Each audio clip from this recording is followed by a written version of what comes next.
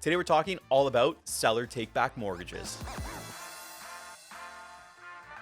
Welcome back, everybody, and thank you so much for joining me again this week. It is an absolute pleasure to have you tuning in. This question is exciting to me because it was actually submitted by a viewer. Somebody heard about seller takeback mortgages, or vendor takeback mortgages, as they're commonly referred to in the industry, and they wanted to know how they could utilize it to possibly purchase a home that they might not be able to purchase without using this technique or tactic or ability, whatever you want to call it, that we have available to us in Canada.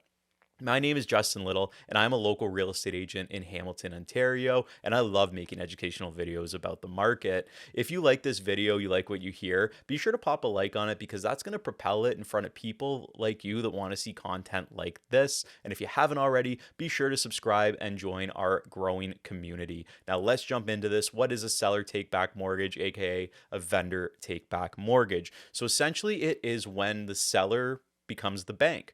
So if you're talking about a straight seller takeback mortgage, you're purchasing a house. You can't get a mortgage with a traditional bank. So instead, you approach the seller, you say, hey, how about you hold the mortgage? You become the bank and I'll make payments to you. So everything closes like a traditional house. You give them your down payment, it closes, the title is now in the buyer's name, but they are making mortgage payments to the previous seller.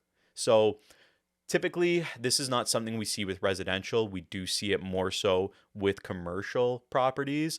The reason being is sellers generally want all their money at one time, especially if it's a primary residence. If it's an investment property, maybe they want to defer the payments, which we'll get into. But if you're an investor, this can be something you use to purchase other investment properties. But I wouldn't say this is something you're going to find very often if you're just an everyday home buyer looking to buy a home. Now, before I get deep into this topic, I do want to mention I am not a mortgage broker. I'm a real estate agent. So if you have more specific questions about this, I'm just going to graze an overview here. If you have more specific questions, reach out. I'm more than happy to put you in touch with somebody that can explain this a little bit better, whether it's a mortgage broker or an accountant. So I just want to make that disclaimer there. So we might see this prevalent in a buyer's market where there's so much inventory on the market that isn't moving. Sellers have to do something to incentivize buyers, and they may do it by holding some of the mortgage, allowing a buyer to qualify to purchase their property.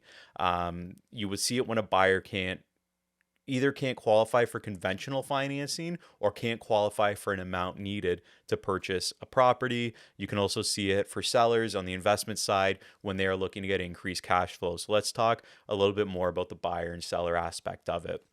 With the buyer, you're essentially paying back two loans.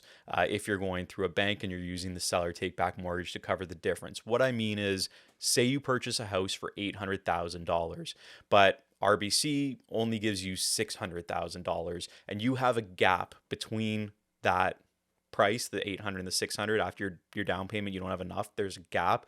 You can approach the seller and do a seller takeback mortgage to help cover that difference. So you would essentially be paying back two people. You would be paying back the bank and you would be paying back the seller. So you could have two mortgage payments as well. You're likely going to see high penalties or higher penalties with the seller takeback mortgage route. Also, I'm going to guarantee you're going to be paying a higher interest rate than you would with a conventional mortgage. The reason being, they know that you can't qualify for that amount. They know that it's a riskier situation for them. So they need to collect a certain amount of money to make the risk worth it. Hope that makes sense. If you're a seller, there's some things that you need to consider. On the seller side of it is you can generate extra income by doing this. And what I mean is, if you sold your property for 800 and say you're doing you're doing a VTB for the full amount, you can generate income, or even if you do it for a portion, I guess. If you sold it for 800, you're generating income because they're paying back the amount that you're loaning for them. They're paying that back plus interest to you. So you're actually getting income from the interest. So it's like selling your property higher than 800,000. As well, you can benefit from tax deferrals if it's not your primary residence, meaning that because you pay capital gains when you sell your secondary or more property, you pay capital gains on the full amount now. And what this does is, because you're not getting the full amount up front and you're getting it over the course of years, it actually defers the taxes you pay because you're not paying it on that huge lump sum. And depending how much you're actually collecting every year, it might actually be a lower bracket than what you would be paying if you got the whole sum. So you could save some money there, which is why I know sometimes sellers like doing it. Old school investors, I feel like they love this. I always see it with the old school guys. As well, it's like a second mortgage if you're not the main loan on it. So if you're a seller, it's like holding a second mortgage. You're in second position, meaning that if things foreclose, the bank gets their money first and then you get whatever is left over. So if things do go down, you're at risk of losing that money.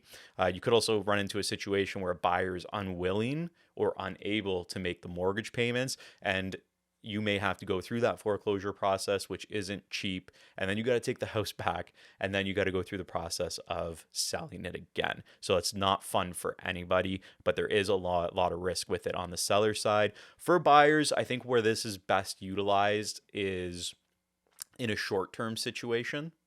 So if you are looking to get, you can't get conventional financing, but you have a seller willing to provide the financing for you, you can use it to buy time for you to qualify for that financing, because you can build credit off of it and qualify for the financing to get a conventional mortgage to come in, like a big bank or a credit union or something, to come in, take the place, and then they basically pay out the seller's mortgage, what they're holding. They pay that out.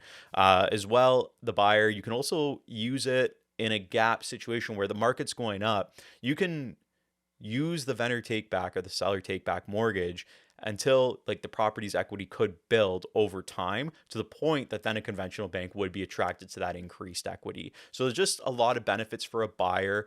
There are benefits for the seller as well, but there are also risks involved with both.